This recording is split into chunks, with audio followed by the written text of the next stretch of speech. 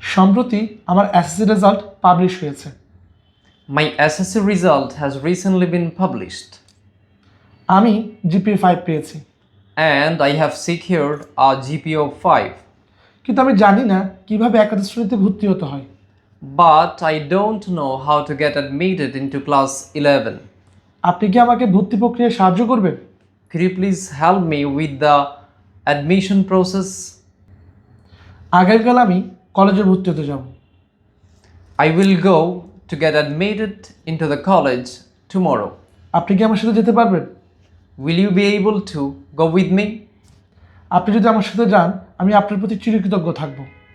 If you go with me, I will be grateful to you. তাহলে আগামীকাল সকাল 10টায় আমরা রওনা দিচ্ছি।